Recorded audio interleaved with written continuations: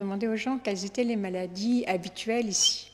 Là, j'ai une liste, par exemple. Dans cette liste, il y a ulcères d'estomac, hémorroïdes, diabète, tension, asthme, infection urinaire, douleurs de rhumatisme. Eh bien, pour toutes ces indications, l'argile peut soigner. Et pour les enfants, il y a l'anémie, les problèmes intestinaux, les vers, les convulsions. Pour tout ça, l'argile peut apporter. Et la plupart du temps, être suffisante. Être suffisante. Oui. Vous voyez dans le reportage qu'on voyait, il parlait de plomb. Or, l'argile ne contient jamais de plomb. C'est seulement, évidemment, si vous récupérez votre argile à côté d'une usine. Là, vous allez avoir des dépôts. Mais l'argile naturelle, dans la nature, dans les champs, celle-là n'est pas polluée. D'accord. Donc là, je reviens peut-être à ma première et à ma question en entre-temps. L'argile peut être trouvée où maintenant? Partout. Pour avoir l'argile, la vraie. Alors, l'argile, la vraie, est partout. Qui contient toutes les vertus, sans plomb. Elle est partout, mais les argiles de surface, comme le kaolin que mangent les femmes enceintes, sont très bien, mais ce ne sont pas les plus puissantes. En revanche, quand vous creusez le puits, vous allez accéder à des argiles de profondeur qui sont beaucoup plus fortes. Ok. Ben, très souvent, on voit ça et puis bon, on jette. C'est ça, en fait. À côté du puits construit et puis on marche dessus. Voilà. Et c'est tout. Donc, c'est une richesse. C'est énorme. Vous pourriez même... En France, on achète l'argile en pharmacie. Ici également, bien sûr. Ça Ici commence. aussi, on en trouve aussi. Oui. Mais là, maintenant, les différents types. Vous avez quelques sortes de types d'argile là. Présentez-nous. Ici, j'ai amené le kaolin qu'utilisent les potières. Ok. C'est très bien, mais comme ce n'est pas très puissant, il faut en manger beaucoup. Et celle-là est mangée par les animaux. Quand les animaux mangent une argile, vous pouvez la manger. Ils ont l'instinct. Donc, si l'argile était mauvaise, ils n'iraient pas la manger. Par exemple, les éléphants, j'ai travaillé avec des éléphants en Asie, et sur leur territoire, il y avait 5 endroits avec de l'argile. Eh bien, les éléphants allaient seulement à 2 pour la manger. Donc, si vous cherchez une argile, il faut suivre les animaux. Et ça, vous aviez dit tantôt, c'est le meilleur ou c'est la meilleure argile? Oui, parce qu'elle est plus puissante. Donc, en prenant seulement un petit peu, vous allez déjà être guéri rapidement. D'accord. Quels sont déjà les traitements qu'il faut pour lorsqu'on a envie d'utiliser l'argile pour traiter telle pathologie et tout? Voilà. Vous aviez parlé tantôt d'hémorroïdes et tout. Est-ce qu'on peut aller de façon plus détaillée? Oui, alors... Comment ça agit sur ces maladies-là? Par exemple, l'ulcère. Vous savez que beaucoup de gens, quand ils sont stressés, commencent à avoir des brûlures d'estomac. Et comme vous êtes maintenant très moderne, Bénin, vous êtes très stressé. La modernité apporte le stress, c'est cela? Et donc là, c'est très simple. Vous mettez la quantité d'une cuillère à café, on va dire une cuillère à café de poudre d'argile, que vous mettez dans un demi-verre d'eau. Alors, il ne faut pas mettre d'un bloc, sinon ça ne va pas se dissoudre. Il faut parsemer sur la surface de l'eau et vous attendez que ça descende. Quand c'est descendu, vous pouvez boire. Alors, vous ne mélangez pas quand vous préparez, vous mélangez quand vous allez boire. Parce qu'au début, c'est même mieux si vous pouvez attendre un peu, laisser reposer, même plusieurs heures. Et après, quand vous allez l'utiliser, vous mélangez et vous buvez le tout. Bon, quand un enfant a mal à l'estomac, si on lui fait la préparation et qu'on lui fait boire, au bout de 20 minutes, il a plus mal. Parce qu'il y a un effet comme les antibiotiques, mais plus. C'est-à-dire que les antibiotiques, vous savez, marchent sur les bactéries, mais pas sur les virus. Or, beaucoup de maux d'intestin sont dus à des virus. Par exemple, la gastro des enfants. Et donc, l'argile attrape aussi les virus. C'est intéressant, pas seulement les bactéries. En plus, certaines bactéries sont dangereuses par elles-mêmes, mais d'autres, elles sont dangereuses par une toxine qu'elles vont jeter dans le milieu. Par exemple, le choléra. Oui. Le choléra, la toxine va infester les cours d'eau. Vous voyez? Donc, les gens, après, ne doivent pas boire l'eau. Mais si vous mettez l'argile dans l'eau, vous pouvez la boire, parce que l'argile va attraper la toxine. D'accord. Donc, on peut utiliser l'argile pour... désinfecter l'eau. Désinfecter l'eau. Exactement. Et c'est ce que je fais, c'est-à-dire que moi, donc, je suis médecin humanitaire, donc je passe mon temps à aller chez les gens les plus pauvres de la planète et je bois la même eau qu'eux, alors que je suis occidentale, je ne suis pas habituée. Mais je prends leur eau et je mets l'argile dedans. Et ainsi, il est... L'argile en poudre? Voilà, tout à fait. C'est-à-dire que quand vous avez une bonne argile, d'abord, il faut la laisser sécher, vraiment bien sécher en petits blocs. Ensuite, vous pouvez écraser, faire de la poudre, et là, c'est très pratique de mettre dans l'eau. Un peu comme ce que nous avons sur nos marchés ici, le calabar? Voilà, le calabar est un kaolin, donc ce n'est pas l'argile la plus forte. Okay. Si vous cherchez un peu, par exemple, dans les pharmacies, vous avez du smecta. Le smecta, c'est ce qu'on donne aux enfants qui ont la diarrhée, c'est une argile forte. Okay. Donc ça, c'est l'équivalent du smecta, le deuxième pot.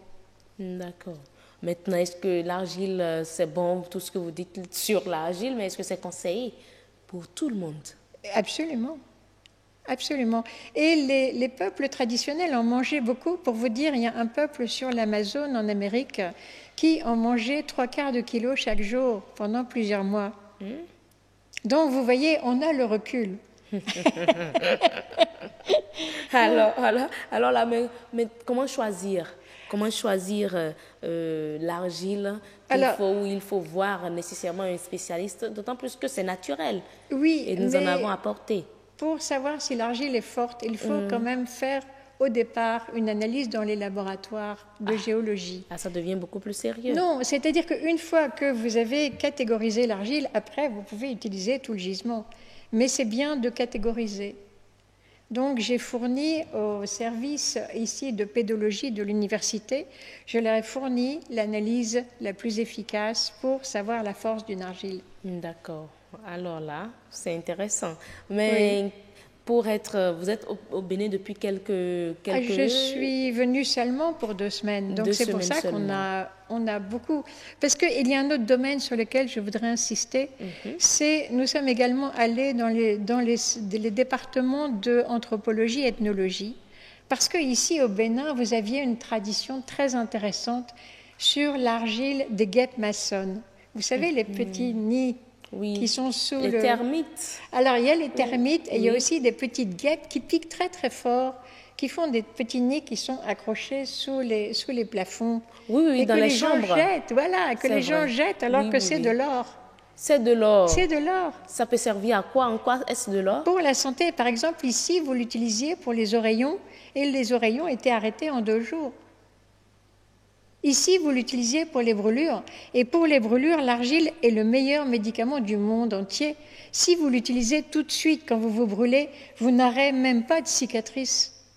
Vous n'aurez pas ces horribles rétractions des gens qui ont eu des brûlures. Donc, c'est que ça traite, ça guérit la brûlure sans cicatrice, sans laisser de cicatrice. Même quand c'est du 3e degré. Vous savez, quand vous avez une brûlure, soit c'est une brûlure légère, c'est du 1er degré, soit c'est une brûlure moyenne, c'est du 2e degré, soit c'est du 3e degré. Et là, en médecine officielle, on ne peut pas guérir parce que la couche qui produit la peau est morte, elle a été brûlée. Mais avec l'argile, on peut guérir. Donc là, ça veut dire que l'argile a encore plus... de force que les médicaments de la médecine moderne. Voilà, tout à fait. Et c'est pour ça qu'il faudrait que vos ethnologues et anthropologues aillent parcourir les campagnes pour obtenir les recettes des personnes âgées qui sont en train d'être oubliées. Vraiment. Et vous, pour être au pays depuis quelques jours, est-ce que vous voyez un intérêt, un regain pour la chose dans notre pays? Oui, les gens sont très surpris. Ils ne s'attendent pas à ce qu'un matériau aussi simple puisse être aussi efficace. Donc, les Béninois connaissent l'utilisation de l'argile et sa force. Ils sont en train de l'oublier. Il n'y a plus que les vieilles personnes qui savent encore. Donc, il faut vite aller les interviewer avant qu'ils ne disparaissent. Moi, je dis une personne âgée, ce n'est pas seulement une bibliothèque qui disparaît, c'est une pharmacie qui disparaît aussi. Ça, c'est bien vrai. C'est toute une médecine traditionnelle qui disparaît aussi. Vous aviez tantôt dit que l'argile que nous avons de l'autre côté... Oui. Oui, comment vous l'aviez appelé? Ça, c'est le kaolin. Le kaolin, voilà. Voilà. Le kaolin facilite ou bien c'est bon pour les femmes enceintes. Comment? Oui, c'est très bon parce que, en fait, l'argile, quand elle arrive, elle a des minéraux posés sur elle. Donc, déjà, elle va vous apporter du calcium, du zinc, du manganèse, tous les minéraux qui sont nécessaires pendant la grossesse. En plus, elle va cicatriser. Si vous avez eu des parasites, vous avez des petites plaies par lesquelles vous allez perdre le fer. Tandis que là, elle va les fermer. Ça a été scientifiquement prouvé. Elle active les facteurs 7 et 12 de la coagulation. Voyez? Et puis, si vous avez des nausées, elle va arrêter vos nausées. Vous savez qu'au Japon, par exemple, ils expérimentent beaucoup sur les antinauséeux. Alors, ce qu'ils font, c'est qu'ils prennent des rats. Ils mettent les rats dans une centrifugeuse. À la fin, les rats sont complètement nauséeux. Et qu'est-ce que font les rats quand ils sont nauséeux? Ils se précipitent pour manger l'argile. Ok. Ça arrête les nausées. Et en plus, ils en mangent en quantité proportionnelle à la nausée. C'est-à-dire, s'ils ont beaucoup de nausées, ils en mangent beaucoup. Un peu de nausées, ils vont manger seulement un peu. Mais quelle quantité l'homme doit consommer? Quelle quantité d'argile devons-nous consommer? Alors, par jour, pourquoi pas? On peut en manger tous les jours, mais moi, ce que j'incite à faire, c'est écouter le corps. Il faut essayer de sentir si votre corps a envie d'en prendre un peu, d'en prendre beaucoup, ou d'arrêter d'en prendre à certains moments. Si vous écoutez votre corps, là, vous ne vous trompez pas. Et ça n'a pas d'effet indésirable? Moi, j'en mange depuis toujours. Mon enfant en a mangé pour la première fois à 3 jours, à l'âge de 3 jours. Alors, comme je dis, ça n'a que des effets indésirables, ça n'a que des effets secondaires positifs. C'est-à-dire que, par exemple, votre mari est stressé, il boit l'argile pour lutter contre son ulcère d'estomac, eh bien, il se trouve qu'il avait aussi un problème de peau et le problème de peau va être soigné également. Donc, vous avez des tas d'effets secondaires positifs. Positifs, vraiment. Mais là, comment conserver l'argile pour conserver les vertus? Voilà. Alors, le mieux, c'est de la conserver sèche, vous voyez, en la laissant sécher. Mais dans la cuisine... C'est toujours intéressant d'avoir de la pâte toute prête, parce que quand vous allez cuisiner, parfois, il y a quelque chose qui va sauter, vous allez vous brûler. Oui. Et comme je vous disais, dans les brûlures, il n'y aura pas de cicatrices, on utilise tout de suite. Et pour garder votre pâte dans la cuisine, il faut toujours mettre un filet d'eau par-dessus. Voilà. Comme ce que vous avez fait. Voilà, comme ce que j'ai fait ici. D'accord, mais je constate quand même qu'il y a un dépôt de sable là, au niveau du kaolin de l'autre côté. Le kaolin des femmes enceintes et des potières, il a quand même du sable. Alors, on peut faire une petite manipulation très simple pour enlever le sable. Et en effet, vous voyez ici, j'ai fait cette manipulation, ce qui fait que le sable est tombé en bas. Quel genre de manipulation? Il suffit juste d'y verser de l'eau? C'est à peu près ça. C'est-à-dire que vous prenez votre argile qu'on a bien séchée. Vous mettez l'eau et tout de suite, elle va faire une pâte. Vous remplissez le seau avec de l'eau, donc seulement une petite part d'argile. Et puis vous brassez. Et après, vous laissez redéposer. Donc, quand ça va redéposer, le sable qui est plus lourd va tomber au fond. Okay. Et puis, au-dessus, il y aura l'argile et au-dessus, il y aura l'eau. D'accord, merci pour l'astuce. C'est de l'argile également en sachet là? Voilà, alors là, ça c'est la meilleure argile qu'on a actuellement en France. Et comme je donne des formations ici, j'en donne un petit échantillon à chaque stagiaire pour qu'il essaye de retrouver. Par exemple, s'il a de la famille à la campagne, il peut leur donner qu'ils essaient de retrouver le même goût. La couleur n'est pas très importante. Ce qui est important, c'est le goût. Le goût. Et ça a quel goût? Mais goûtez. Envoyez, je vais goûter.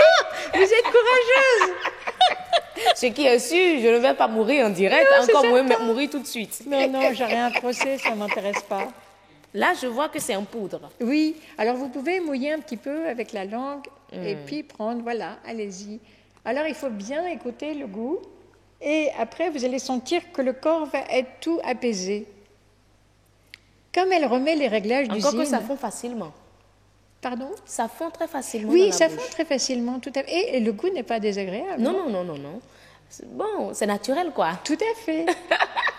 Alors justement, tant qu'une argile est naturelle, elle est bonne. Mais si évidemment on commence à la trafiquer, à lui ajouter des choses, à la cuire, etc., là, elle devient moins bonne. D'accord. Mais si elle est naturelle, elle est parfaite. Elle est parfaite.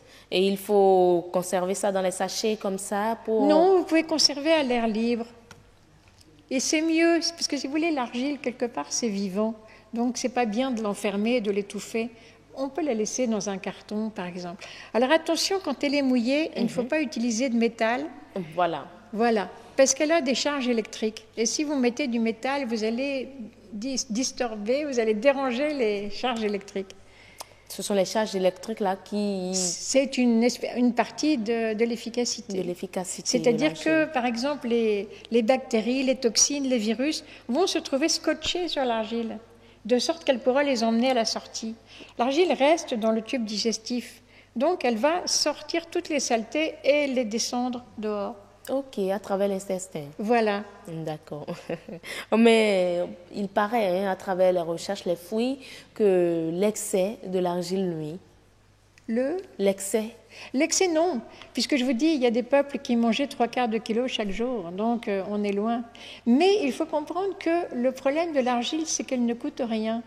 Donc il y a beaucoup de jalousie, et les gens qui sont jaloux lancent des faux bruits.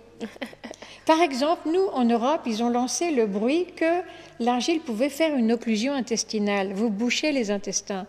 Moi-même, étant professeur d'anglais au départ, je peux examiner toute la littérature, toutes les publications médicales qui sont toujours publiées en anglais. Et j'ai cherché, et vraiment, il n'y a pas de témoignage d'occlusion. Mais c'est un faux bruit avec lequel on essaye de faire peur aux gens. Donc, le fait de dire que la consommation excessive de l'argile peut conduire à une cardiomyopathie et à la mort, c'est faux. Ça, c'est totalement inexact.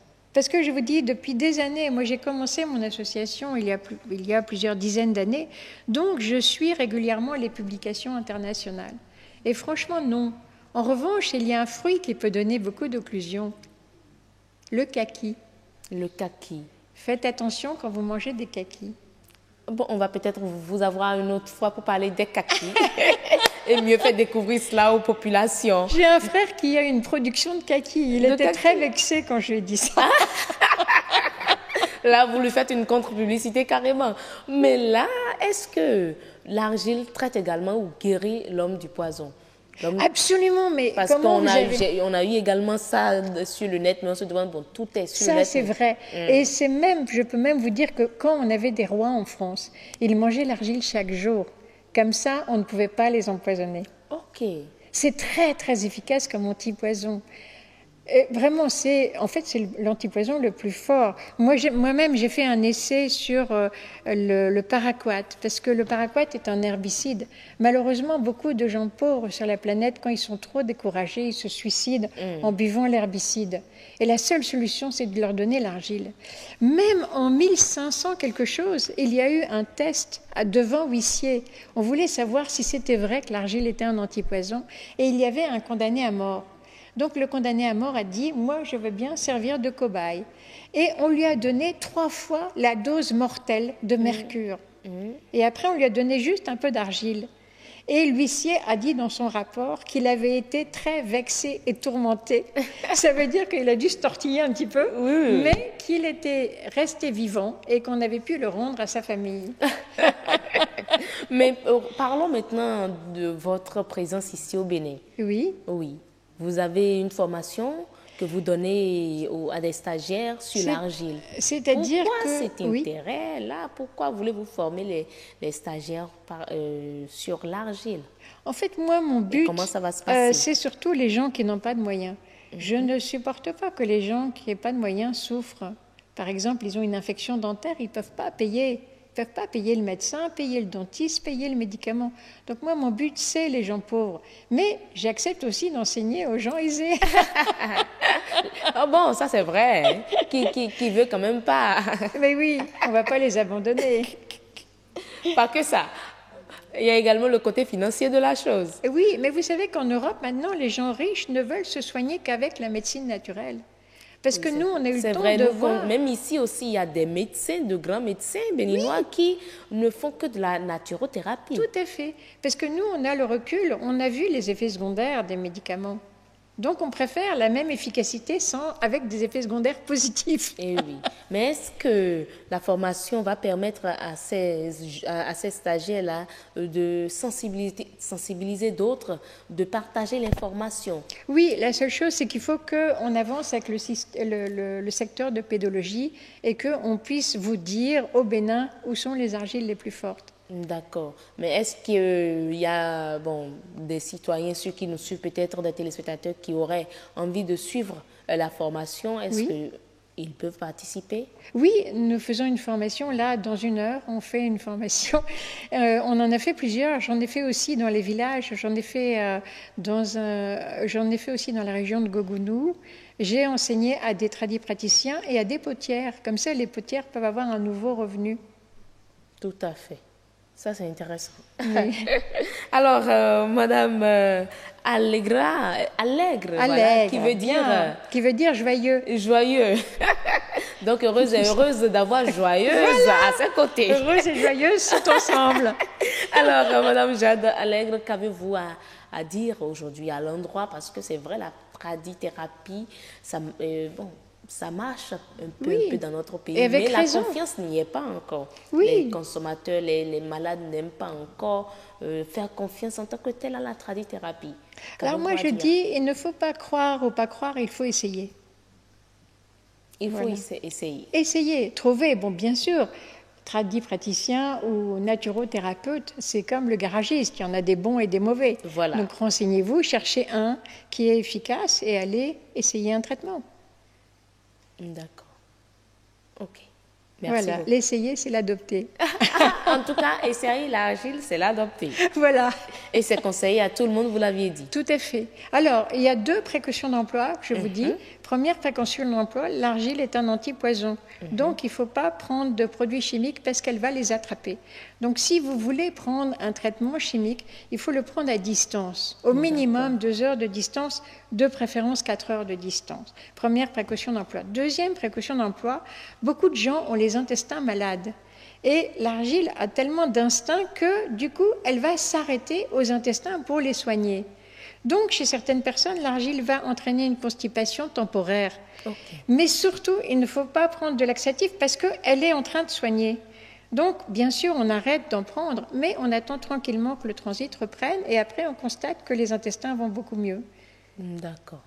Donc voilà. Là, il faut laisser l'argile faire son effet jusqu'à Exactement. terme. Vous savez, c'est assez extraordinaire parce que pour les infections urinaires, par exemple, on peut mettre un petit caillou d'argile sec dans le vagin. Et on le pousse jusqu'à ce qu'il soit devant le col de l'utérus. Parce que le vagin est collabé, les 2 parois sont appliquées l'une contre l'autre. Donc, vous poussez le caillou, il résiste, jusqu'à ce qu'il arrive au col, et là, il est dans un espace libre. Mais ce qui est extraordinaire, c'est que quand le caillou a fini son travail de nettoyage, il va ressortir. Il arrive à ressortir. Moi, ça me fascine parce que les parois sont appliquées. Comment il arrive à se pousser pour repartir vers l'extérieur? Et pourtant, oui.